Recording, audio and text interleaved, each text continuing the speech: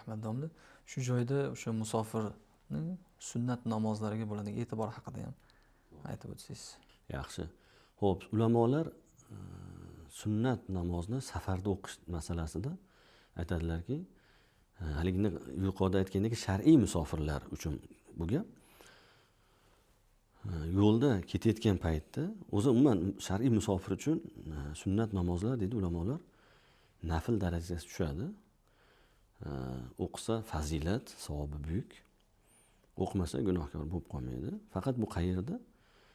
Safarda ketayotgan jarayonda, shoshilayotgan manziliga tezroq borib olishga. Shu paytda farzni o'zini o'qib turib ketishi mumkin, lekin yetib borgandan keyin yoki yo'lda joylashgandan keyin bir joyda, masalan bir mehmonga to'xtadi, xotirjam bo'lgandan keyin albatta o'qiydi ularni. Xususan haj umraga borganda bu narsani albatta o'qiydi, chunki shu uchun ketyapti. Ibodat qilib olay deb ketyapti. Ko'proq namoz o'qib olay muqaddas joylarda. Bu har rakatiga falon daqiqa 1000 rakat, 100 ming rakat savob berilar ekan. Shuni olay deb ketyapti, borib olib faqat farzni o'qib mehmonda yotish bu shariatimizni ko'rsatmasiga zid hisoblanadi. Umuman uni olmaganingizda ham boshqa joyga safar qilganda ham, masalan chetga tirikchilik maqsadida ham yetib borib o'rnashgandan keyin yuklarni qo'ygandan keyin masalan joylashdimi, bu to'liq o'qishga, demak, to'liq va o'qishga o'tadi bu odam. Sababi qasr masalasida u Allohning buyrug'i.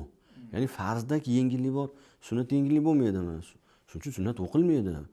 Farzda o'zi yengil bo'lib turibdi. Yo'q, u Alloh taoloning buyrug'i bilan yengil bo'lgan va Alloh taolo buyurgan qisqa o'qiladi, lekin sunnatda yo'q-ku. Masalan, Rasululloh safarga chiqqandan keyin to'xtatilib sunnat demagan, balki Baro ibn Ozib degan sahobaga roziyallohu anhu shu kishi Rasulullohni 18 marta safar qildi, hammasi sunnat o'qidi deganlar. O'qidi deganlar. Demak, bu holatda nima bo'lar ekan? O'qish kerak ekan. Rasululloh o'qiganlar.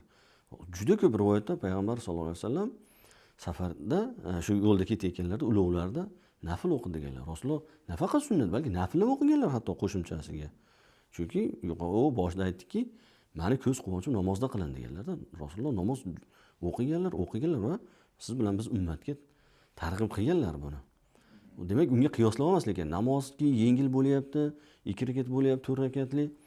Endi sunnatda aniq yengillik bo'ladi deb inson aqli bilan hisob kitob qilmaslik kerak. Qasr bo'lsa bu Allohning buyrug'i, lekin namozni tark qil demagan-ku. Demak, tark qil demagandan keyin yoki uni ham kamaytir demagandan keyin sunnat farz namozlar demak qasr holatda, o'sha shar'iy musofir bo'lib turgan paytda, sunnatlar esa to'liq holatda o'qiladi. U o'qilmaydi yoki o'qimay qo'yaversin degani, bu qaysi holatda bo'ladi? O'sha yo'lda shoshib turgan paytda o'qilmaydi va u nafl darajasiga tushgani uchun u odam gunohkor bo'lmaydi.